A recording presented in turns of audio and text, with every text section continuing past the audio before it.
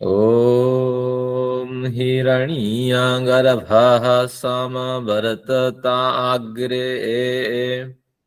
भूतस्य जातः पतिरेक आसीत् सदा आधार पृथिवीं द्यामुते माम् कस्मै देवाय हविषा विधेम। ॐ शान्तिः शान्तिः शान्तिः। क्षमा चाहती हूँ, एक बार फिर से ये मंत्र बोल दीजिए, मेरी रिकॉर्डिंग शुरू हो गई है। ॐ हिरण्यगर्भः समवर्तताग्रे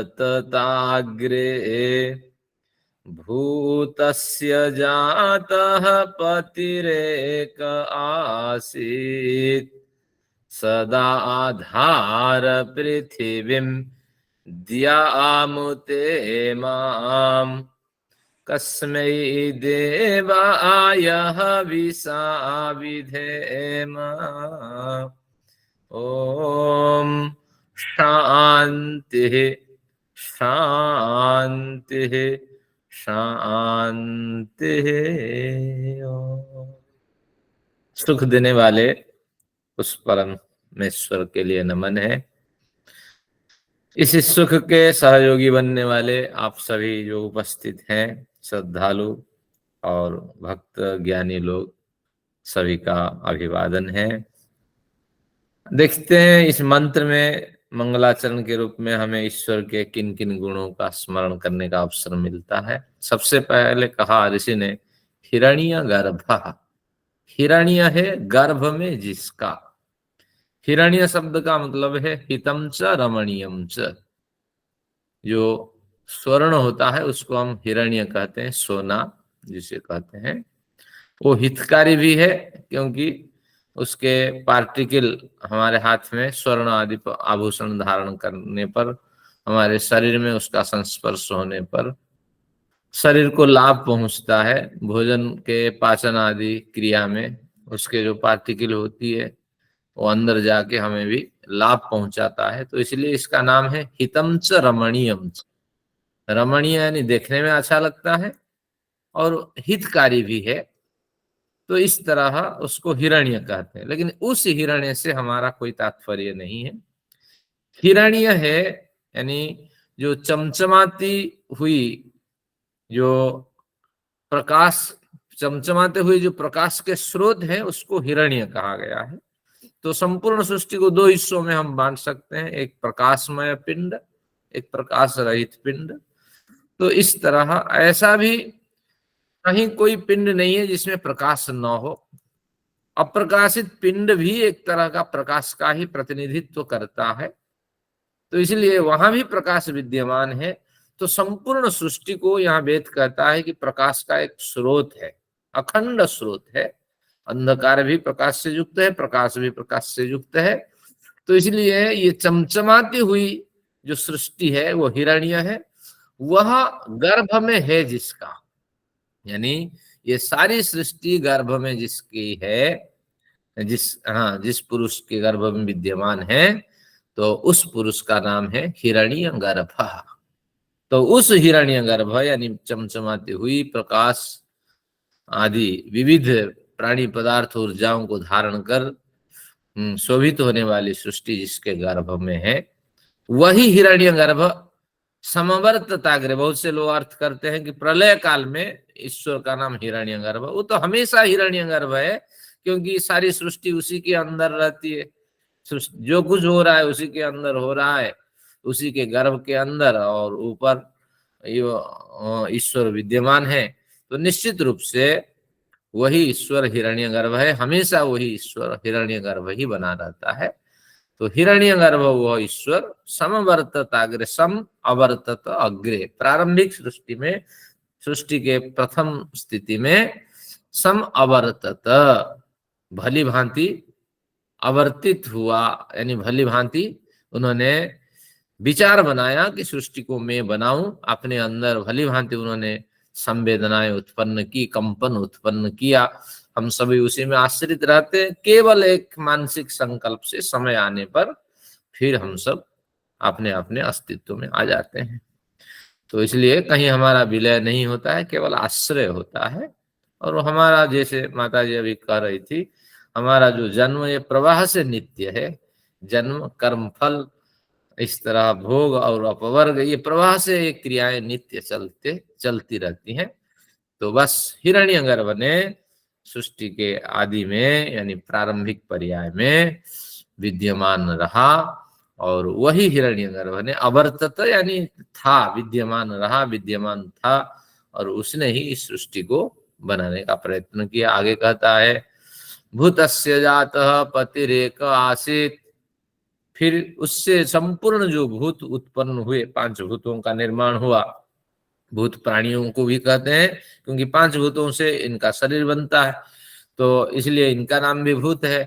तो भूतस्य जातः, जातस्य भूतस्य, भूतस्य जातः पतिरेक आसीत, यानी उत्पन्नस्य भूतस्य, तो सह जातः पति, यानी ये उत्पन्न हुए संपूर्ण भूत के, वह उत्पन्न करने वाला एकमात्र पालक उस समय भी माना जाता था और अब भी माना जा रहा है। आसित यहाँ भूतकाल का प्रयोग होने पर भी व्याकरण के परिभाषा के हिसाब से कि वेद के जो लंग लकार का प्रयोग है, तो छंदसी लंग लुंग लुंग ष्वडुदात्तः, इस तरह कई सूत्र होते हैं। वो कहते हैं किसी भी काल में इनका हम प्रयोग कर सकते हैं, छंदसी। तो इसलिए संपूर्ण सृष्टि का वही पालक है। उस समय भी पालक के रूप में उन्होंने अपना नाम सार्थक किया था, अभी भी वही पालक है और उसी नाम का सार्थक वो कर रहे हैं। पालक भी है, जनक भी है। आगे क्या कहते हैं, सदाधार पृथ्वीम द्यामुते माम सह इमाम पृथ्वीम उत द्याम च दाधार। वह ईश्वर इस पृथ्वी को और इस द्यूलोक को, द्यू और पृथ्वी के बीच में हमारा सारा संसार है, हम बसते हैं। तो इसलिए हर एक पिंड में द्यू भी है, पृथ्वी भी है। उस पिंड के जितने आश्रित पिंड हैं, बड़े पिंड के पास, वो सब पृथ्वी स्थानीय है, और जो इन पिंडों को घुमा रहा है वो उसका द्यूलोक है। तो इस तरह द्यू और पृथ्वी का संबंध जो दिखाई पड़ता है, तो वह ईश्वर सदाधार, इस संबंध को वही उस ईश्वर ने ही धारण किया है, वही धारण कर रहा है। कस्मै देवाय हविषा विधेम, ये क्यों धारण कर रहा है? क्योंकि जो प्राणी है उनको उनके यथायोग्य फल मिल जाए। जो अधिक फल किया है उसको अधिक सुख मिले, जो न्यून फल किया है न्यून सुख मिले, सभी को न्यायपूर्ण आवंटन हो जाए उनके कर्मों का। तो इसलिए वो निरंतर प्रयत्नशील रहते हैं। तो कस्मै देवाय हविषा विधेम, का यानी सुख, सुख देने वाले, सुख देना ही उनका उद्देश्य है। लेकिन कई बार हम जो सहयोग हमारे पास आता है, जो साधन हमारे पास होते हैं, उनका दुरुपयोग करते हैं, सहयोग का उपयोग भली भांति नहीं कर पाते हैं। तो ये हमारी त्रुटि रह जाती है अज्ञानता के कारण। तो इसलिए सुख देने वाले उस परमेश्वर के लिए हम बार बार नमन निवेदित करते हैं। यही मंत्र का अर्थ है। तो वो जनक भी है, पालक भी है और सुख का प्रदाता है। तो निश्चित रूप से उन्हीं की कृपा से हम सबके बीच में ये संबंध है, न्याय दर्शन का अध्ययन हो रहा है। तो उनका पुनश्च धन्यवाद करते हुए आते हैं, देखते हैं न्याय दर्शन की कक्षा में। आज 3य अध्याय न्याय दर्शन का प्रथम आन्निक समाप्त की ओर है। तो उस सीट को, उस पत्र का अध्ययन करेंगे।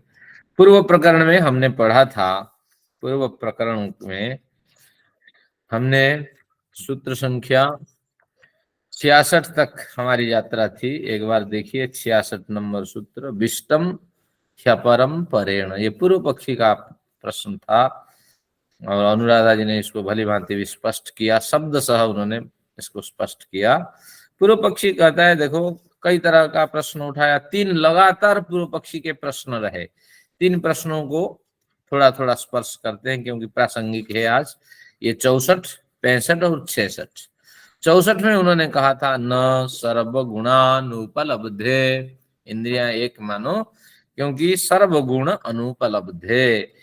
इंद्रियां एक नहीं मानोगे तो ये सभी गुण इंद्रियों के द्वारा गृहित नहीं हो पाएंगे। तो इसलिए एक ही घ्राण इंद्रिय में कैसे आप चाहेंगे कि सभी गुण उपलब्ध हो जाए। घ्राण गुण इंद्रिय तो केवल गंध को ग्रहण कर सकती है, बाकी आप कहेंगे कि और भी जो मिश्रित इंद्रियों के गुण हैं तो उनको भी वो ग्रहण कर लें, ये संभव नहीं है। 64 में इस तरह पूर्व कक्षा के प्रश्न था। 65 में उन्होंने कहा एक एक उत्तर उत्तर गुण सद्भावत तदुत्तराणम तद अनुपलब्धि। तो 65 में भी कहा था कि अगर आप मानेंगे कि पृथ्वी आदि जो भूत है और एक एक जो इनका स्वरूप है, और वो स्वरूप एक एक जो स्वरूप है उनसे भूतों के एक एक गुण गृहित हो जाने पर भी अन्यों के सद्भाव यहाँ बना रहता है। तो कहता है कि इस तरह सद्भाव मानने पर भी तदुत्तराणम तद अनुपलब्धि, उत्तरोत्तर जो भूतों के गुण इसमें आए हैं तो उनकी तो उपलब्धि भली भांति हो नहीं पाती है। इसके पीछे क्या कारण है कुछ समझ में नहीं आता है। एक ही मान लो, बस एक ही इंद्रिया है, इससे सबका उपलब्धि हो जाती है, इससे बढ़िया होगा। अनेक मानते हो और जो जो पृथक पृथक इंद्रियां दिखाई पड़ती हैं उनमें एक एक गुण गृहित होते हैं, तो इसलिए ये थोड़ी कठिनाई होती है। तो पृथक इंद्रिय माने और एक एक गुण गृहित हो, और उन इंद्रियों में भी आप कहते हैं 3 गुण विद्यमान है, 2 गुण विद्यमान है, 1 गुण विद्यमान है, यह कोई लॉजिक नहीं होता है। जो विद्यमान है उसकी तो उपलब्धि होनी चाहिए। इस तरह 65 का प्रश्न रखा था पूर्व पक्षी ने। 66 में भी प्रश्न रखा था कि एक समाधान और हम दे सकते हैं, आप हमारी बात मान लो, क्योंकि संसर्ग से संसर्गात चोपलब्धि, संसर्गात चानेक गुण ग्रहणम, संसर्ग से अनेक गुणों का ग्रहण हो जाता है।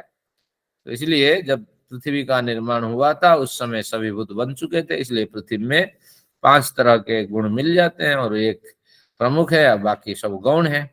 ये इस तरह मान लो, जल को भी मान लो, तेज को भी मान लो, तो उनके जो पहले पहले उत्पन्न हुए भूत है उनके गुण बाद बाद में जो उत्पन्न हुए हैं उनमें प्रविष्ट अनुप्रविष्ट हुए हैं। इस तरह मान लो, समस्या खत्म हो जाएगी और हम आपसे विवाद नहीं करेंगे। तो हम भी मानने के लिए तैयार हैं। 5 इंद्रियां, 2 पक्ष उन्होंने रखा, 1 इंद्रिय का पक्ष और 5 इंद्रियों का पक्ष। 5 इंद्रियों का पक्ष संसर्ग से अगर आप मानोगे, इस तरह पूर्व पक्षी का कथन था। और हम भी बड़ी व्यग्रता से प्रतीक्षा कर रहे थे उत्तर पक्षी किस तरह इसका समाधान करता है, इसको देखना है। तो आइए देखते हैं उत्तर पक्षी क्या कहना चाहते हैं।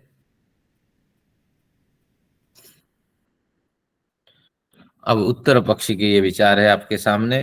न, आप ऐसे नहीं कह सकते। उत्तर पक्षी यानी सिद्धांत, सिद्धांती यहीं से आज अध्ययन है। न, आपने जो कहा बिल्कुल वो ठीक नहीं है, क्योंकि आपके हिसाब से हम नहीं चलेंगे। सिद्धांत का तो हमने प्रतिपादन कर दिया है। हर भूतों में एक विशेष गुण तीव्रता के साथ अनुभूत होता है, बाकी सभी गुण मंद मंद अनुभूत होते हैं और बाकी गुण विद्यमान होते ही हैं, वो गुण उनके अपने हैं, ये इनका कहना है। तो फिर कहते हैं पृथ्वी जल आदि महाभूतों के आगे देखिए क्या कहता है। पृथिव्याप्ययोः, पृथ्वीवाप्ययोः, पृथ्व्याप्ययोः होना चाहिए, पृथ्वी, हाँ ये गलत लिखा है, पृथिव्या बौधा य, पृथ्वी आप्ययोः, पृथिव्याप्ययोः प्रत्यक्षत्वात्। क्योंकि ये कहते हैं कि अगर ऐसे आप मानेंगे, क्या मानेंगे कि नहीं नहीं, 5 जो संसर्ग से पृथ्वी आदि भूतों में गुण विद्यमान है, हाँ जो संसर्ग से आप मानते हैं सभी का दर्शन हो जाए, जो ये आपका पक्ष है, तो उसके विपरीत सिद्धांत हम रख रहे हैं कि पृथ्वी जल आदि महाभूतों के प्रत्यक्ष करने से यह सिद्ध होता है कि पृथ्वी में 4 गुण है, जल में 3 गुण है आदि।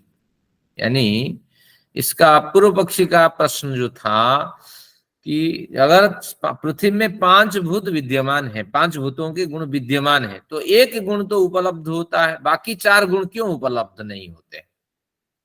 तो ये कहते हैं नहीं, हमें तो इसलिए जब नहीं होते हैं तो बस मान लो ना कि इनका संसर्ग से ही गुण ग्रहण हुआ है, और संसर्ग से गुण ग्रहण होने से एक तीव्र है बाकी सब मंद है, और इनका अस्तित्व ना के बराबर है, ये होते ही नहीं है, इस तरह आप मानो। तो ये कहते हैं नहीं, पृथ्वी जल आदि महाभूतों को आप देखते हैं, उनके उनसे उन महाभूतों से बने जो भूत द्रव्य है उनका भी हम साक्षात कर लेते हैं। पृथ्वी जल हमें दिखाई पड़ता है, गंध तो पहले सूंघते हैं क्योंकि ये नासिका का गुण है, और ये गंध जो है पृथ्वी महाभूत का गुण है। किसी भी पिंड को आप जलाइए, कुछ ना कुछ गंध इसमें, सुगंध दुर्गंध इसमें उत्सर्जित होगा, तो इसलिए गंध इसकी अपनी है, कोई बात नहीं। अब गंध होने पर भी पृथ्वी भी दिखाई पड़ती है, जल भी दिखाई पड़ता है, उसको भी स्पर्श करते हैं।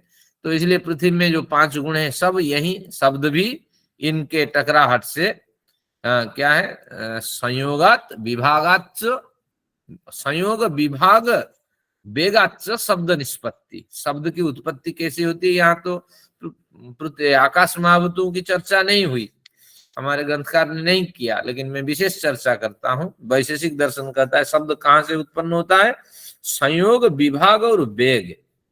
किसी पदार्थ के संयोग होने पर उस समय भी शब्द होता है, जैसे दोनों हाथ को मैंने संयोग किया, हल्के से भी संयोग करूं कुछ ना कुछ शब्द होगा, लेकिन शब्द उत्पन्न होकर विनाश होता है, वो सुनाई नहीं पड़ा।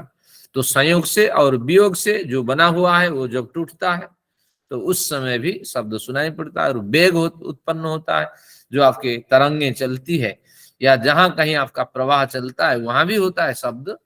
तो फिर शब्दाच्च, फिर भाष्यकार कहते हैं यहाँ शब्द भी जोड़ेंगे, एक शब्द दूसरे शब्द को भी उत्पन्न करता है। तो शब्द के 4 स्रोत होते हैं, संयोग वियोग वेग और शब्द। इनके माध्यम से शब्दों की उत्पत्ति होती है और उत्पन्न होकर वो विनष्ट हो जाती है। जहां संभव है वहां सुनाई पड़ते हैं, जहां संभव नहीं सुनाई नहीं पड़ते हैं। लेकिन पृथ्वी में भी शब्द का अनुभव होता है, और पृथ्वी का अहम दर्शन होता है, रूप गुण है, पृथ्वी में गंध गुण है, स्पर्श गुण है, और पृथ्वी के पिंडों में भी आप देखिए यहाँ भी गर्माहट महसूस होती है। तो इसलिए यहाँ भी ग्रीष्म तेज का भी हमें अनुभव होता है। तो इस तरह हम कह सकते हैं इन पिंडों के दर्शन होने से निश्चित रूप से ये पिंड जो है, ये जो पिंड है, पृथ्वी जो पिंड है, इस पृथ्वी पिंड के ये अपने गुण है। अब विषय को समझिए, पृथ्वी पिंड के ये 5 गुण अपने हैं। अब 5 को छोड़ दीजिए, 4 गुण, क्योंकि भाष्यकार 4 पे अड़े हुए हैं। पृथ्वी महाभूत के ये जो 4 गुण हैं, गंध स्पर्श शब्द, स्पर्श शब्द तो नहीं है, स्पर्श रूप रस गंध, स्पर्श रूप रस गंध पृथ्वी महाभूत के अपने हैं।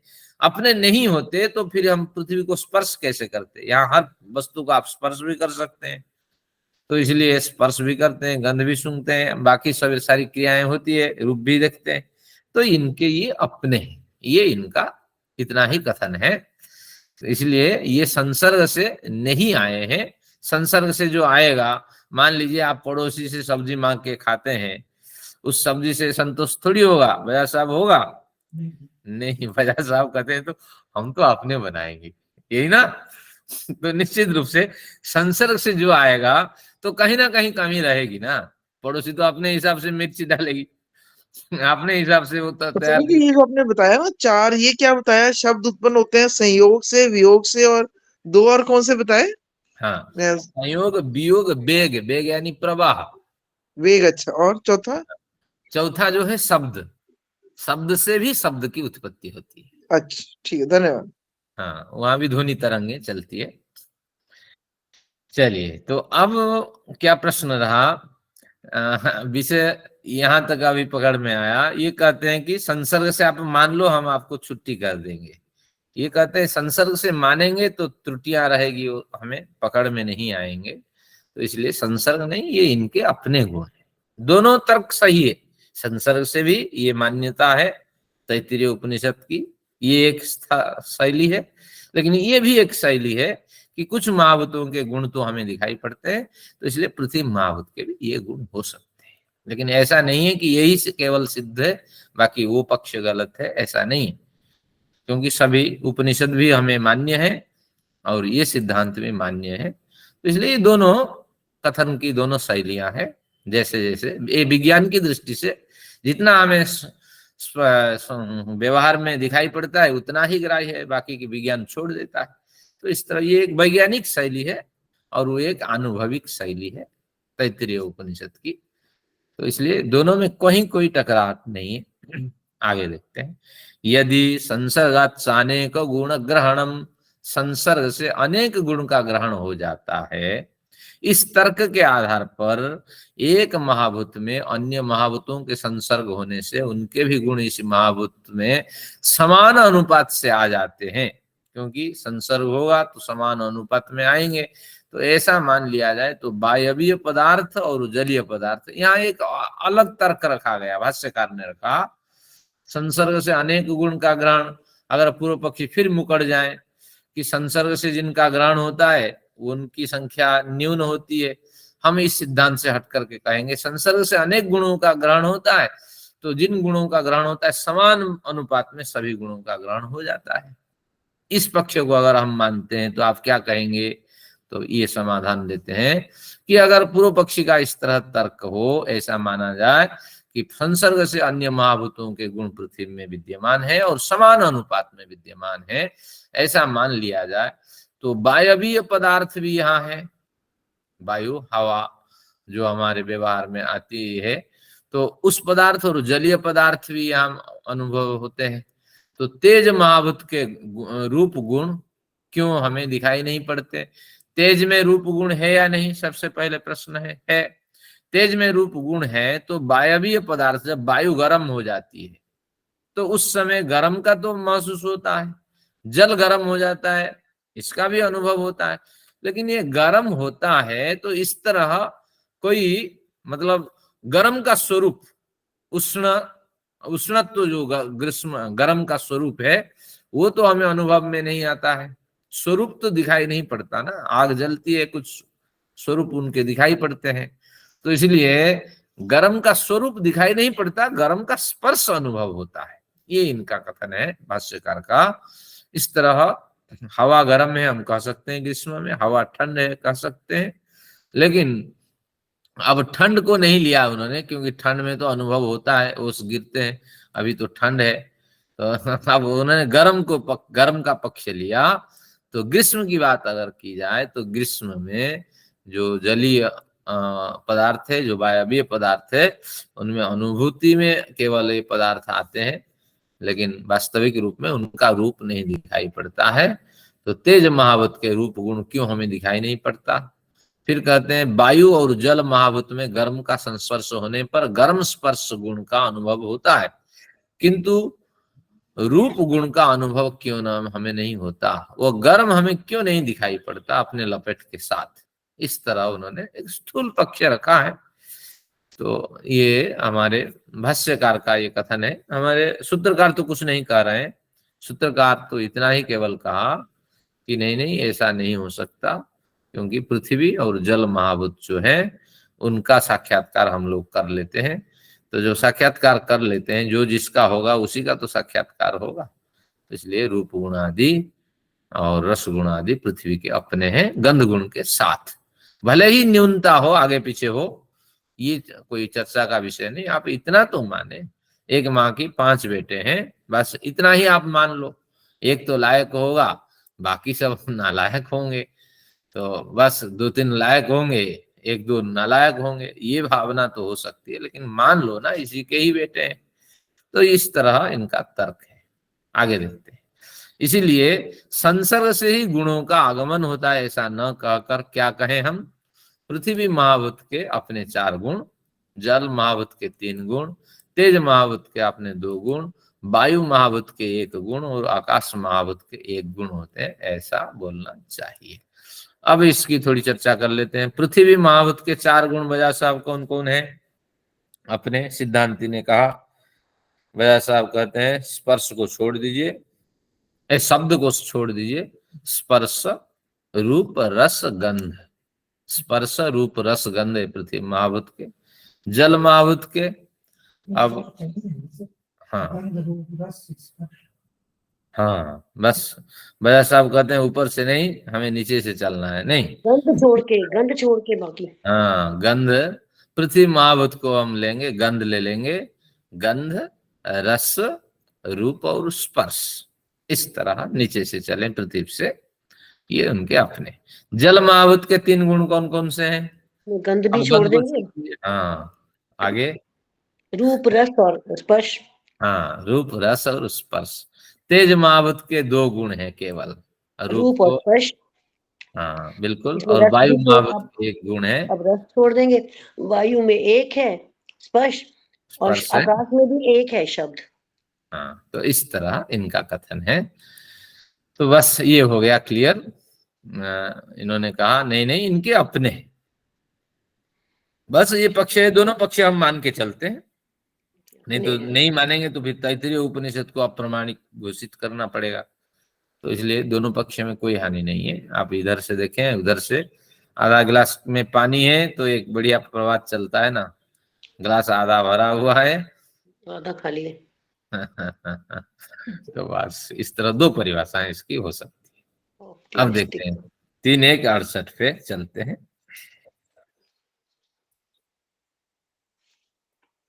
पूर्व पूर्वो गुणोत्कर्षात् तत्तद प्रधानम, पूर्व पूर्व गुणोत्कर्षात् तत्तत् प्रधानम, पूर्व पूर्व गुणों के उत्कर्ष होने से उनको हम प्रधानता प्रदान करते हैं। सभी गुण तो यहाँ विद्यमान है, तो गुणों का क्रम किस तरह है? जैसे बजाज साहब ने कहा, गंध, रस, रूप, स्पर्श और शब्द, तो इसलिए पूर्व पूर्व जो गुण है, महाभूत भी उसी हिसाब से 5 बन जाएंगे, और इंद्रियां भी उसी हिसाब से 5 बनेंगे, घ्राण, रसना, चक्षु, त्वक, शब्द। तो यही कहते हैं पूर्व पूर्व, जो पूर्व गंध नामक गुण है, फिर आगे जाएंगे तो वो गंध नामक गुण घ्राण में प्रबल है, तीव्र है, रस इसमें रसना में तीव्र है, रूप चक्षु में तीव्र है, स्पर्श त्वक में तीव्र है, शब्द शब्द में तीव्र है। तो यही पूर्व पूर्व गुणों की उत्कर्षता उन्होंने इंद्रियों में समझ लेना चाहिए। तत्तद प्रधानम, इसलिए प्रधान रूप से उन्होंने विषयों का उन्होंने इंद्रियों से ग्रहण हो जाता है, इसमें कुछ अधिक नहीं। और सूत्रकार की मनस्थिति जैसी थी उसी हिसाब से उन्होंने सूत्र लिखा, इसकी चर्चा हो चुकी है। तो पूर्व पूर्व गुणों की उत्कर्षता उन्होंने इंद्रियों में देखी जाती है, और इसलिए उन्होंने इंद्रियों में प्रधान रूप से ये गुण अभिव्यक्त होते हैं। 2 बार क्यों बोला है पूर्व पूर्व? पूर्व पूर्व कहाँ आए हुए हैं? जो पूर्व एक अकेले से काम नहीं हो सकता। हाँ, बढ़िया प्रश्न है। पूर्व पूर्व बार बार इसलिए कहा कि आप पूर्व पूर्व कहे हुए 5 रहे ना गुण, तो ये 5 को स्पष्ट करने के लिए पूर्व पूर्व कह भी सकते थे, पूर्व अगर कह दे तो कह सकते थे, लेकिन इससे अधिक स्पष्टता होती है पूर्व पूर्व।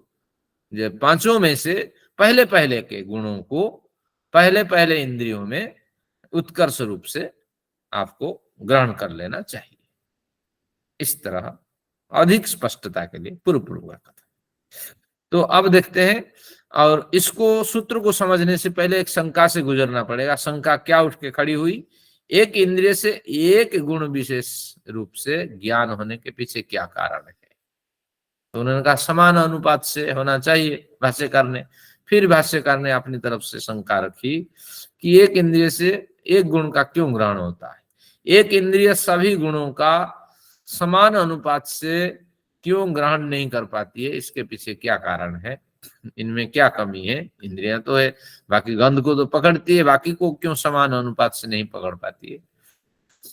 ये जो प्रश्न था उसका समाधान इस सूत्र में दिया गया, क्योंकि जो पूर्व पूर्व कहे गए जो गुण है वो पूर्व पूर्व इंद्रियों में प्रभावी है, इसलिए उनको प्रधानता दी जाती है। यानी इसका इतना ही है, उन इंद्रियों में पूर्व पूर्व गुणों को ग्रहण करने की एक सामर्थ्य होती है, इसीलिए वो केवल ही पूर्व पूर्व गुणों को पूर्व पूर्व इंद्रियां ग्रहण करती हैं, बाकी को ग्रहण नहीं कर पाती है। तो बस यही सूत्र का अर्थ है। थोड़ा हिंदी पढ़ लेने से इस और थोड़ा बढ़िया हो जाएगा। पूर्व सूत्र के भाष्य में पढ़े गए गुणों के क्रमानुसार पूर्व पूर्व के गुण उन इंद्रियों में उत्कर्ष रूप में विद्यमान होने से प्रधान रूप से वे गुण उन इंद्रियों की सामर्थ्य से गृहीत होते हैं। कुछ अधिक नहीं है इसमें चर्चा का विषय। अन्य सभी गुणों का ग्रहण प्रयोजनानुसार गौण रूप से होता है, यही इसके पीछे कारण है। क्योंकि इंद्रियों की सामर्थ्य ही है, वो वास्तविक रूप में जिस भूत से उनका निर्माण हुआ है उस भूत गुणों को प्रकृष्ट रूप से वो ग्रहण करेंगे। इस तरह इनका कथन है। अब देखते हैं गुणों का क्रम, गंध रूप रस स्पर्श शब्द, इसी क्रम से इंद्रिया में 5 अगर मान ली जाए तो ये बनेगी इस तरह। घ्राण रसना चक्षुत्वक शब्द, यहाँ पहला गुण गंध है जो घ्राण इंद्रिय अर्थात नासिका में उत्कर्ष रूप में विद्यमान रहती है। घ्राण इंद्रिय की रचना जिन पार्थिव सत्व प्रधान अहंकारिक परमाणुओं से हुई है उनमें गंध गुण की अधिकता रही होगी। भैया साहब इस पॉइंट पे आप अंडरलाइन करिए, ये बढ़िया बात है। क्यों ग्रहण होती है? उन्होंने कहा क्योंकि इनकी रचना के पीछे जो प्रमुख कारण है, तो जो परमाणु है सत्व प्रधान अहंकारिक जो परमाणु है, तो उनमें अधिक गंध गुण इसमें रहा होगा, गंध गुण रहे होंगे, जिसके कारण से ये नासिका रूपी जो इंद्रिय जो पृथ्वी से जिसका संबंध है तो गंध गुण को अधिक वो पकड़ती है। इसलिए तो किसी भी एक पार्थिव परमाणु में गंध रूप रस स्पर्श शब्द रूपी 5 गुणों के विद्यमान रहने पर उनका उतना ज्ञान नहीं होता जितना गंध गुण का ज्ञान होता है। इसको यूं समझे कि आजकल जैसे एक मुसलमान है और उनकी कितनी शादी होती है? 5 शादी है, तो अब माँ का नाम भी लिखना पड़ता, बाप का नाम भी लिखना पड़ता। तो अब ये अगर मान लीजिए साहिल कोई मुसलमान लड़का है तो उसको तो बाप एक है, लेकिन उसको ये भी पुष्ट करना पड़ेगा कि इस बाप के रहते किस माँ से इसकी उत्पत्ति हुई है, इसलिए माँ का नाम लिखो। तो बस यही इसका कथन है, नहीं तो पुष्टि ही नहीं होगी। और किसी माँ के हो जाए तो यही ये कहना चाहते हैं। तो इसलिए वो जब आप माँ का नाम लिख लेगा बिल्कुल पुष्ट हो जाएगा। तो इसी तरह घ्राण इंद्रिय की रचना जिन पार्थिव परमाणु से हुई है उनमें गंध गुण की अधिकता है, तो इसलिए होती है इस तरह। अगर रसना इंद्रिय की बात करें, जो जल तत्व है हमारे शरीर में विद्यमान है, तो इस इंद्रिय के माध्यम से वो तत्व अधिक अधिक अभिव्यक्त होता है। तो इसकी रचना के पीछे निश्चित रूप से अहंकारिक जो परमाणु है, जलीय परमाणु, उनका अधिक संबंध है। कान भी इस तरह है। तो इस तरह आप कल्पना कर लेनी चाहिए। एक बढ़िया चर्चा इसमें इन्होंने यहाँ की है। तो हर इंद्रियों के पीछे उनकी माँ बाप जिम्मेदार है, या उनकी निर्माण शैली जिम्मेदार है, परमाणु जिम्मेदार है। तो इस तरह इसका समाधान हो गया। इसलिए किसी भी पार्थिव परमाणु में इस तरह गुणों का ग्रहण होता है। अतः प्रत्येक गुण अपनी इंद्रिय में उत्कर्ष रूप में विद्यमान होने से उन इंद्रिय द्वारा उन गुणों का ग्रहण करना मुख्य हो जाता है। बस यही सूत्र है। थोड़ा भाष्यकार को भी पढ़ा, भाष्यकार भी बड़ा श्रम करते हैं हमें समझाने के लिए, उनका बहुत धन्यवाद करते हैं। 3.169 इस सूत्र पे चलते हैं, इसमें भी कुछ हमें कहेंगे। अब देखिए 6.9 में कहा तद व्यवस्थानम तु भूयस्त्वात्, तद व्यवस्थानम तु भूयस्त्वात्। व्यवस्थान यानी व्यवस्था, इस तरह जो व्यवस्था बनाई गई है इंद्रियों की, उन गुणों को ग्रहण करने की जो व्यवस्था बनाई गई, इसके पीछे क्या तर्क है, क्यों ऐसी व्यवस्था है? भूयस्त्वात् कहते हैं ढूंढने जाएंगे इसमें। भूय यानी बहुत, तो इसलिए पुनश्च भूयो नमो नमस्ते, गीता में एक श्लोक आता है, क्या बढ़िया, नमः पुरस्तादथ पृष्ठतस्ते नमस्तुते सर्वत एव सर्व। आगे में नमस्कार करता हूँ, पीछे नमस्कार करता हूँ, बाईं तरफ नमस्कार करता हूँ, दाईं तरफ नमस्कार करता हूँ, सब ओर नमस्कार करता हूँ। तो पुनश्च भूयोपि नमो नमस्ते, फिर मैं अपनी संज्ञान से बार बार जितने बार हो सके उतने बार मैं आपको नमन निवेदित करता हूँ। तो इस तरह एक मैंने देखा कहीं गया था रिश्तेदार में किसी मित्र के यहाँ, एक व्यक्ति बार बार नमस्कार कर रहा है।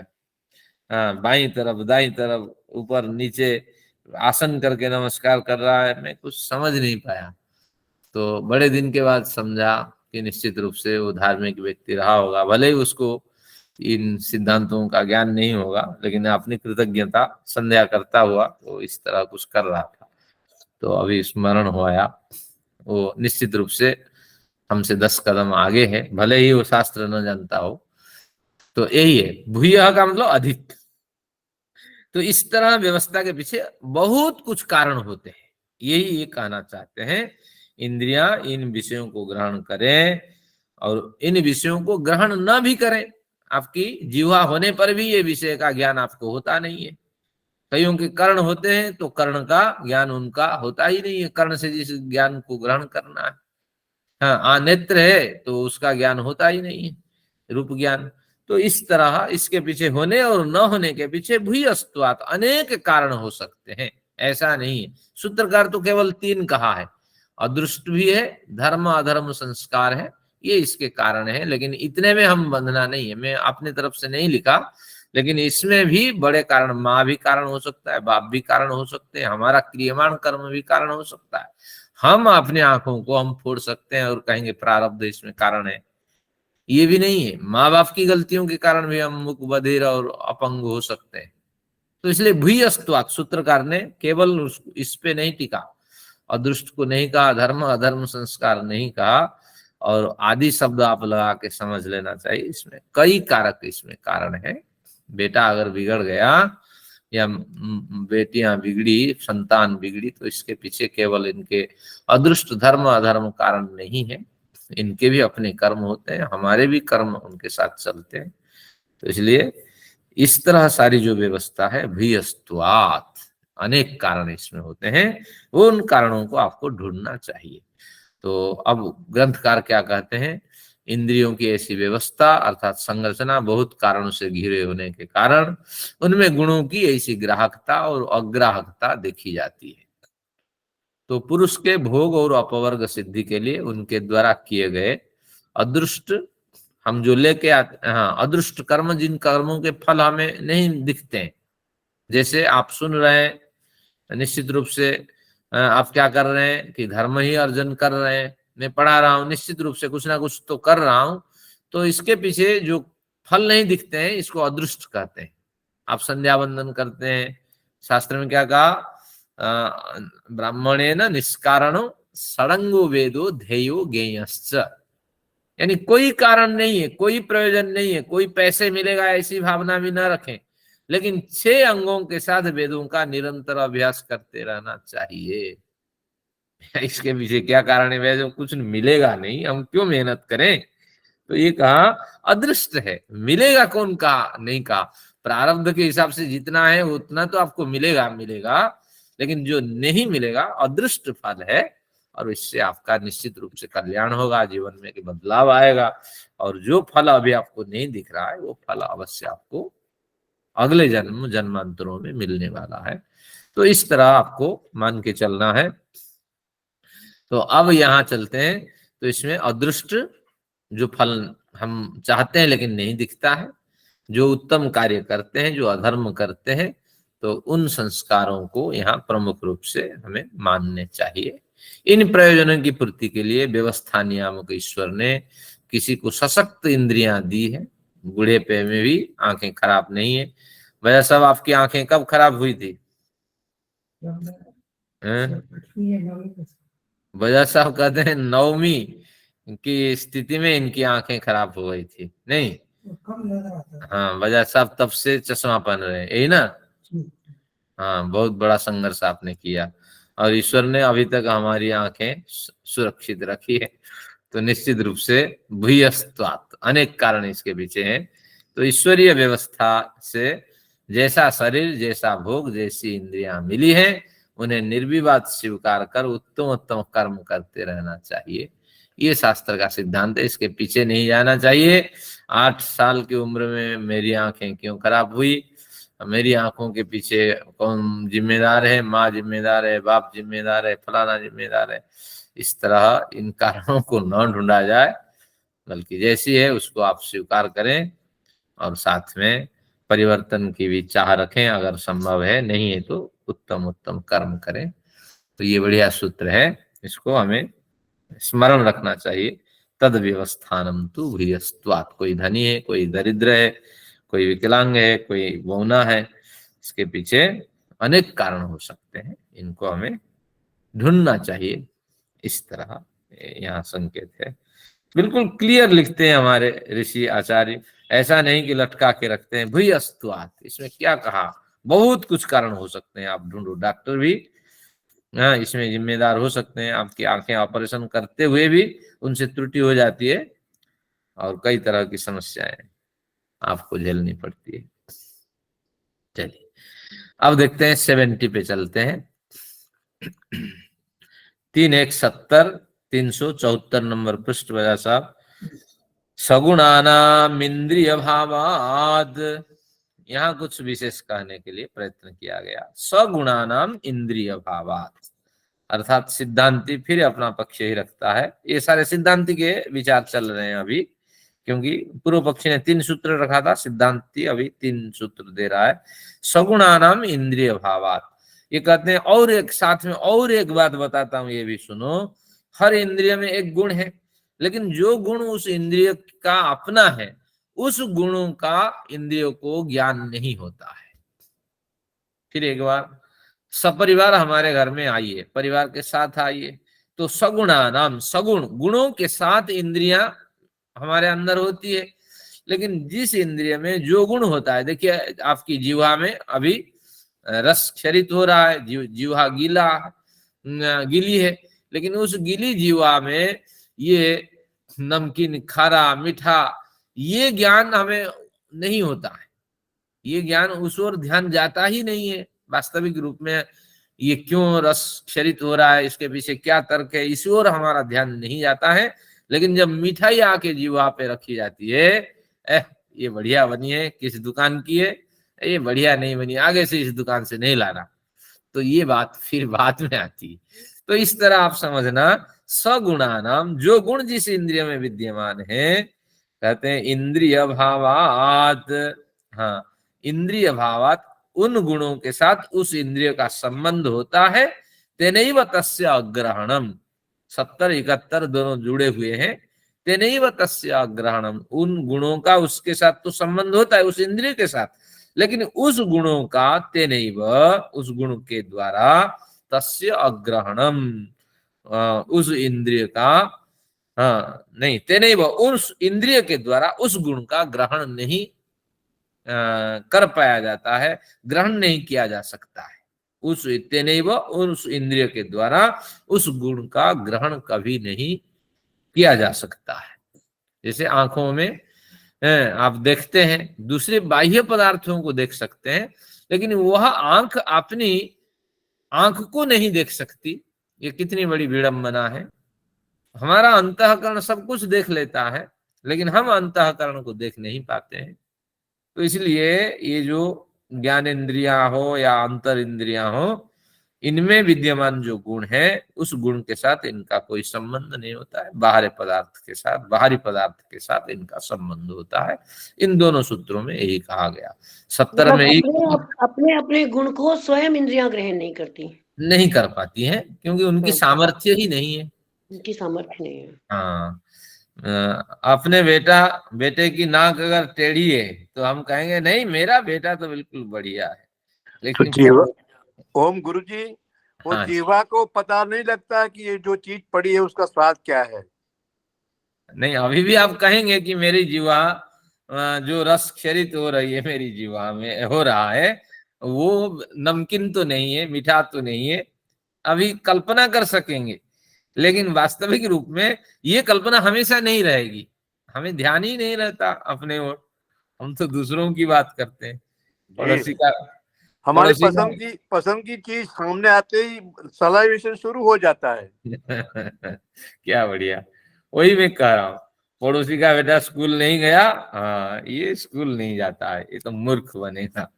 लेकिन हमारा बेटा भले ही ना जाए, अभी तो स्टडी कर रहा है एग्जाम के लिए। तो यही है हमारी प्रवृत्ति। तो सगुणानाम इंद्रिय भावात, सगुणों के साथ इंद्रियों का सद्भाव देखा जाता है। इंद्रियां अपने गुणों के साथ शरीर में हमेशा रहती हैं, लेकिन ते नहीं वो उन इंद्रिय के उस इंद्रिय के द्वारा तस्य उस गुण का अग्रहणात, उस गुण का ग्रहण नहीं हो पाता। अब देखते हैं, इसको भी एक बार पढ़ लेते हैं। प्रत्येक इंद्रिय में गंधादि गुणों में से एक गुण जो उसका अपना होता है वह सगुण कहलाता है। तो गंध आदि गुण, जिस इंद्रिय का जो गुण होगा वो उसका सगुण है। उस सगुण के साथ वह इंद्रिय सदैव विद्यमान रहता। तो इस सूत्र का 70 का ही अर्थ है। वह गुण उस इंद्रिय के साथ ग्राहक शक्ति बनकर बाह्य गंधादि गुणों का ज्ञान ग्रहण करता है। आप कहेंगे कि फिर वो गुण क्यों रहता है उसके साथ, कि इंद्रिय के साथ वो गुण रहकर ग्राहक शक्ति बनती है। वो इंद्रिय वो गुणों के साथ मिलकर के ग्राहक शक्ति यानी ग्रहण करने की शक्ति बन करके वो इंद्रिय तैयार बैठती है। गुण ना रहे तो वो ग्राहक शक्ति के साथ युक्त नहीं हो पाएगी इंद्रिय। तो वो जो इंद्रिय का गुण है वो उसकी ग्राहक शक्ति है। इस तरह उन्होंने सूत्रकार के विचारों को हमारे ग्रंथकार ने, ये भाष्यकार ने स्पष्ट किया। 71 में भी कुछ विशेष बात बताई, देखते हैं क्या कहते हैं। ग्राहक शक्ति, हाँ स्वेद का क्या? हम्म घ्राण स्वेद गंधे, स्वेद का क्या? कहाँ पर? ये 374 पर ये ऊपर से तीसरी लाइन। 374 यानी 70 नंबर सूत्र, घ्राणम स्वेन गंधेन। 70 नंबर सूत्र के भाष्य आप बजा साहब कहते हैं। स्वेन यानी अपने गंध, अपनी गंध से। जो घ्राण इंद्रिया है स्वेन गंधेन समानार्थ कारिणा, समान अर्थ को ग्रहण करने के अभिप्राय से ये क्या करती है ना, शक्ति का काम करती है। और बाह्यम गंधम गृह्णाति, तो बाहरी गंध को ये दोनों मिलकर के ग्रहण करते हैं। इंद्रियां और उसके गुण ये दोनों मिलकर के बाहर के विषयों को ग्रहण करते हैं। इस तरह इसके पीछे तर्क। अब देखते हैं, ग्राहक शक्ति कभी ग्राह्य शक्ति बन नहीं सकती। यानी गुण इंद्रिय के साथ मिलकर के ग्राहक शक्ति बन गया तो वो कभी ग्राह्य शक्ति बन नहीं सकती। उस इंद्रिय से वो कभी गृहीत ही नहीं होगा वो गुण। इस न्याय से पूर्वोक्त सूत्रानुसार नासिकादि इंद्रिय में विद्यमान स्वगत गंधादि शक्ति के द्वारा वही नासिका यानी घ्राण इंद्रिय अपनी स्वगत गंध का ज्ञान नहीं कर सकती। बस इसकी चर्चा हो गई, कोई विशेष नहीं है। स्वगत गंध जो शब्द है, अपने में विद्यमान गंध का ज्ञान कभी नासिका नहीं कर सकती। उदाहरण दिया जा रहा है भाष्यकार के द्वारा। हमारी आंखें अपने नेत्रस्थ स्वगत रूप गुण जो उसका सगुण है उसका ग्रहण नहीं कर पाती। आंख को देख नहीं सकती। तो वजह साहब कहते हैं मिरर से हम देख लेंगे आंखों को, लेकिन आंख बिना मिरर के आंख आपने को देख सकती है क्या? नहीं देख सकती। हाँ, तो बाह्य साधन उसको चाहिए। तो इसीलिए हाँ बिल्कुल। तो उदाहरण, अपनी आंख नेत्रस्थ स्वगत रूप गुणों का ग्रहण नहीं कर पाती आंख, परंतु दूरस्थित सूर्यादि ज्ञान कर लेती है। यह इसलिए होता है क्योंकि आंख का स्वगत रूप गुण अपने नेत्रेंद्रिय के साथ मिलकर ग्राहक शक्ति कहलाता है। यानी आंख का जो रूप गुण है वो ग्राहक शक्ति बन जाता है। यही ग्राहक शक्ति बाहरी रूप गुण को ग्रहण कर परिप्रकाशित करती है। तो ग्राहक शक्ति कभी ग्राह्य शक्ति बन नहीं सकती। इसीलिए आंख को अपने स्वगत रूप गुण सगुण का ज्ञान नहीं होता। इसी क्रम से अन्य इंद्रियां अपने स्वगत गुण उनके द्वारा बाहरी वस्तु के परिप्रकाशन समझ लेने चाहिए। बस यही क्रम है, कुछ विशेष नहीं। ये ग्राहक शक्ति बन करके बाहरी ग्राह्य शक्ति को ये ग्रहण करती है। तो कोई प्रवाद चलता है ना, इंद्रियां हमेशा बहिर्मुखी है। तो निश्चित रूप से इंद्रियां जो ज्ञानेंद्रियां बहिर्मुखी है, लेकिन अंतः इंद्रियां जो है वो भी बहिर्मुखी है और अंतर्मुखी है। तो इसलिए अंतर इंद्रियां उनको कहते हैं। मन तो बहिर्मुखी है ही, लेकिन कई बार प्रयत्न से मन को अंतर्मुखी बनाया जा सकता है। तो जैसे आज संडे है, सबके इंद्रियां बहिर्मुखी, सबकी इंद्रियां हुई होगी। कई लोग तो पार्टी मनाने जाएंगे, तो क्या और जो रेस्टोरेंट होता है उसके आगे कैसे भिखारी जैसे खड़े रहते हैं लोग, अभी रस है, वेटर क्या कहता है अभी वेट करना पड़ेगा, संडे है कौन बनाता है, बस पति पत्नी चले भैया, घंटे वेट करने के बाद फिर जगह मिली, फिर हम खाना खाए। तो बस ये बहिर्मुखी इंद्रिय का फल है, उसी में आप परांची खानी आचार्य हैं? जी, हाँ, जैसे परांची परांची खानी व्यतीत स्वयंभू, बिल्कुल। चलिए धन्यवाद, आपने उपनिषद का अध्ययन किया है। तो स्वयंभू ईश्वर ने इनको बाहरी ओर बनाया, लेकिन अंतर्मुखी इनको बनाया जा सकता है। चलिए 3:1 72 पे चल देते हैं। न शब्द गुणोपलब्धे, न शब्द गुणोपलब्धे, अब पूर्व पक्षी हमला कर दिया यहाँ जबरदस्त। न यानी आपकी बात हम मानने को तैयार ही नहीं, आपने गलत कहा, इंद्रियां आपने गुणों को ग्रहण नहीं कर पाती है, हम मानने को तैयार नहीं है। यहाँ बढ़िया लॉजिक लगाया, देखिए शब्द गुणोपलब्धे, शब्द गुण, शब्द किसका गुण है बजाज साहब? बजाज साहब कहते हैं आकाश का, यही ना? तो आकाश का गुण शब्द होने पर भी वह शब्द गुण को किस इंद्रिय से हम ग्रहण करते हैं? कर्ण इंद्रिय में, कर्ण इंद्रिय में शब्द गुण को ग्रहण करते हैं ना। तो कर्ण इंद्रिय के जो सेंसेशन है वो शब्द गुण को ग्रहण करने के लिए है, लेकिन उसी कर्ण इंद्रिय से अपने सेंसेशन का ही ग्रहण होता है। बात को समझिए कितनी बारीकी है। यानी शब्द इंद्रिय आप किसे कहेंगे कि सेंसेशन से युक्त है? जो स्नायु तंत्र आपके सेंसेशन से युक्त है, तो उसमें भी तो आकाश घुसा हुआ है या नहीं, बोलिए? अगर आकाश घुसा हुआ है, जल की रसना इंद्रिय छोड़ दीजिए, नेत्र इंद्रिय छोड़ दीजिए, ऑप्टिक नर्व आदि छोड़ दीजिए, वहां तो आकाश तत्व है ही, इसकी तो चर्चा का विषय नहीं है।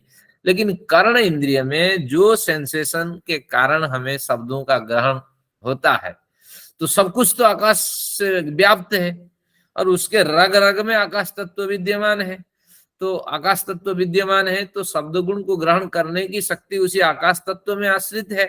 तो इसीलिए शब्द गुणोपलब्ध, कान से तो निश्चित रूप से हम, कान की जो शक्ति है शब्द ग्रहण करने की, जो ग्राहक शक्ति है, तो उसी शक्ति के द्वारा ही तो शब्दों को हम ग्रहण करते हैं। समझ में नहीं आया शायद? रसना की बात करें, जीवा में रसगुण विद्यमान है, तो रसगुण विद्यमान होने से हमें वास्तविक रूप में इसका रस का ज्ञान नहीं होता है, क्योंकि बाहरी पदार्थ आने पर रस का ज्ञान होता है ना। भले ही अभी आप सोचें कि मेरी जीवा में नमकीन का स्पर्श नहीं है, मीठा का स्पर्श नहीं है, लेकिन ये जो ज्ञान केवल मन को एकत्र करने पर हुआ ना, लेकिन मन को एकत्र न करने पर ये ज्ञान हो नहीं सकता। अब ये कहते हैं कि इसी क्रम को हम बदल लेते हैं कि इंद्रियां अपने गंध को, अपने गुण को ग्रहण नहीं कर पाती, लेकिन ये गलत है, क्योंकि कर्ण इंद्रियां सब जगह आकाश तत्व विद्यमान होने से कर्ण इंद्रियों के ज्ञान ग्रहण करने की जो शक्ति है उसकी रग रग में भी आकाश तत्व उसके रग रग में विद्यमान है। तो बस वो आकाश तत्वों से भरा जो कर्ण इंद्रिय ग्रहण करने की भरी जो ग्राहक शक्ति है, वह शक्ति भी आकाश तत्व से युक्त है, और वही शक्ति शब्द को ग्रहण कर रही है। तो निश्चित रूप से कर्ण इंद्रिय के द्वारा अपने गुण को ग्रहण किया जाता है, इससे आप मुकर नहीं सकते। नहीं, आपकी बात ठीक नहीं है। शब्द गुणों की उपलब्धि तो श्रोत्रेंद्रिय से होती है, ऐसी देखी जाती है। इस तरह इसकी दो तरह की व्याख्या होती है इस सूत्र की। तो पहले तो यही है कि आकाश तत्व उसमें है, उसके रग रग में। दूसरा है, आप दोनों कान दोनों हाथ से बंद कर दीजिए तो आपको क्या आवाज आएगी कि अंदर से जो आपके खाना पच रहा है, जो खून दौड़ रहा है, और जो सारी क्रियाएं हो रही है, तो बस उसकी आवाज आपको सुनाई पड़ेगी। कभी बंद करके देखिए तो जोर जोर से कहीं से कुछ आवाज अंदर अंदर आने लगेगी। तो ये कहते हैं कि देखो, कान कर्ण इंद्रिय से अपनी आवाज तो हमें सुनाई पड़ती है, तो कर्ण इंद्रियों में यही आवाज तो होती है। तो इस तरह कुछ लोग ऐसा अर्थ करते हैं, लेकिन द्वितीय अर्थ निष्क्रिय है, उसमें इतना बल नहीं है। तो प्रथम अर्थ ग्राह्य है। आकाश तत्व कर्ण इंद्रिय के रग रग में विद्यमान होने पर उसी तत्व के द्वारा बाहरी शब्द भी हम सुनते हैं और अंतः शब्द भी सुनते हैं। वो तत्व तो कुछ होता ही नहीं है, सब आकाश तत्व है। तो आकाश तत्व के द्वारा आकाश तत्व का गुण जो शब्द वो गृहीत हो जाता है। तो इस तरह उन्होंने एक पक्ष रखा, ये थोड़ा बलिष्ठ पक्ष है। तो कुछ लोग कहते हैं नहीं ये प्रक्षिप्त है, ऐसा तर्क नहीं दिया जा सकता। जब सिद्धांत क्लियर हो गया कि हर इंद्रिय अपने विषय को ग्रहण नहीं कर सकती, लेकिन फिर भी ये नहीं है, उदयवीर ने इसको प्रक्षिप्त नहीं माना है, यही इसका अर्थ है। ये भी एक तर्क है। अब देखते हैं सूत्र संख्या 72 में सिद्धांत ने इसका कैसे खंडन किया। कहते हैं तदुपलब्धि ऋतरेतर द्रव्य गुण वैधर्म्यात्, तदुपलब्धि ऋतरेतर द्रव्य गुण वैधर्म्यात्। कोई बड़ा तर्क नहीं है, कोई बड़ी युक्ति नहीं है समाधान के लिए। शब्द गुण की उपलब्धि श्रोत्रेंद्रिय द्वारा अवश्य होती है, हम भी मानते हैं, सिद्धांत यही कहते हैं। इसके पीछे जो तर्क है, क्या तर्क है? तद उपलब्धि, हाँ उपलब्धि होती है, हम भी मानते हैं, लेकिन इतरेतर द्रव्य गुण वैधर्म्यात्, इतरेतर यानी कि एक दूसरे से, यानी भिन्न भिन्न भूतों के द्रव्यों के गुणों में विविध प्रकार के धर्म, इतरेतर धर्म देखा जाता है। भिन्न भिन्न भूत है और 73 है गुरु जी। हाँ 73 है, यानी भिन्न भिन्न द्रव्य है और भिन्न भिन्न भूत द्रव्यों के गुण भी भिन्न भिन्न होते हैं। आप कहेंगे 5 इंद्रियों के लिए जो हमने नियम लगाया ये सारे नियम लागू हो जाए, लेकिन ऐसा नहीं है, क्योंकि एक इंद्रिय इसमें से ऐसी है आकाश इंद्रिय, उस पर ये नियम लागू नहीं होगा, क्योंकि भूत द्रव्यों में भिन्न भिन्न धर्म होते हैं। तो आकाश भूत से जिस द्रव्य का निर्माण हुआ है, ज्यादा परमाणु जिसमें लगे हैं, तो उसका ऐसा ही गुण है, वो अपने गुण को स्वयं ही ग्रहण कर लेता है। तो कर्ण इंद्रिय अपने गुण को ग्रहण कर लेती है। तो मतलब ये अपवाद है 5 में 1 इंद्रिय। हाँ, अगर हम प्रक्षिप्त न माने, हाँ, लेकिन ये प्रक्षिप्त नहीं है, ये भी एक तर्क है अपना, तो किसी ने नहीं माना है, लेकिन कुछ 4 इंद्रियां ग्रहण नहीं कर पाती अपना विषय, पर एक श्रोत्र इंद्रिय अपना विषय ग्रहण अपना कर विषय लेती है, ग्रहण इसलिए कर अपवाद है, हाँ, एक्सेप्शन है। हाँ, क्योंकि कर्ण इंद्रिय का वास्तविक स्वरूप तो कुछ है ही नहीं, वही आकाश ही है और उसके अंदर शब्द प्रवेश करते हैं, और यही है इसका अभिप्राय है। तो आकाश का गुण जो शब्द है उसकी ग्राहिका श्रोत्र इंद्रिय की संरचना अन्य इंद्रियों से भिन्न है और विलक्षण भी है, इसलिए इस प्रकार की विसंगतियां देखी जाती हैं, यहाँ बिंदु होना चाहिए। अतः ज्ञान इंद्रियां एक नहीं 5 हैं, और आप एक इंद्रिया न माने। तो इस तरह ये प्रकरण हमारा पूरा हुआ। हमने क्या अध्ययन तो किया? अंत में हम यही कहते हैं, जैसे उसमें सांख्य दर्शन में कहते हैं न मूलस्य मूलम, जड़ की जड़ नहीं होती। तो बिल्कुल यहाँ पे हम लाकर यही कह सकते हैं भगवान की रचना ऐसी ही है, अल्टीमेटली यही कह सकते हैं कि इसमें हम डिफरेंट है हाँ, ये। कुछ नहीं कर सकते, आगे बिल्कुल। नहीं जा सकते क्योंकि जड़ की जड़ नहीं होती है। हाँ, चलिए सांख्य थोड़ा दर्शन याद आ गया, न मूलस्य मूलम। अच्छा, तो अगले सत्र में इसका थोड़ा रिवीजन करेंगे, और फिर सूत्र भी 4-5 अगले सत्र में पढ़ेंगे। और अभी तो बढ़िया प्रकरण चलेगा। दूसरी हानि का लेंगे, इसमें नहीं लेंगे अगली बार? हाँ लेंगे, 2-3 सूत्र लेंगे, कुछ पढ़ के रखो क्योंकि थोड़ा हाँ सा। रिवीजन केवल नाम मात्र करेंगे कि इन विषयों की इसमें चर्चा की गई, सूत्र संख्या यहाँ से यहाँ तक, ताकि आप आगे भविष्य में स्मरण कर सकें। बस इंद्रियां हमारी 5 हैं और ज्ञानेंद्रियां हैं, लेकिन ज्ञानेंद्रियों के बाप तो अंदर बैठे हुए हैं जो हमारे अंतःकरण। तो सारा खेल तो उन्हीं के द्वारा होता है, उनकी कोई बड़ी चर्चा नहीं हुई इसमें। अगर होती, एक अंतःकरण पे एक लेख था, मैं अभी भेजता हूँ, आप उसका भी आनंद लें। अंतःकरण जो 4 है, और वो कईयों को मैंने भेजा, तो उसका लाभ लें, मुझे भी अब वृद्धावस्था होने लगी है।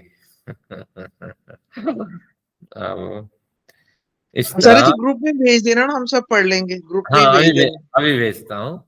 और फिर आप ये तो बाह्य इंद्रियों का आपने अध्ययन किया, अब इससे अंतः इंद्रियों का भली भांति अध्ययन हो जाएगा। और साथ में इंद्रियां जब पूरी हो गई तो फिर अर्थ, इंद्रियार्थ, अर्थ भी पूरा पूरा हो गया अर्थ ना। भी पूरा हो गया ना, इसमें अर्थ हो गया पूरा। यानी हमने क्या अगला क्या बुद्धि पढ़ा है, इसमें अगला प्रमेय बुद्धि में। है, बुद्धि, अगला बुद्धि।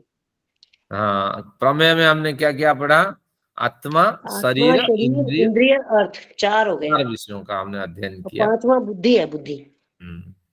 तो ये थोड़ा अंतःकरण के बारे में आप कुछ कह रहे थे ना, आप बताइए जो आपके समझ में आया वो हमको भी समझ में आ जाए। हाँ, अभी तो आपके लेख आ गया, आप उसको आराम से पढ़िएगा, क्योंकि हमारा इंटरप्रिटेशन कुछ और होता है।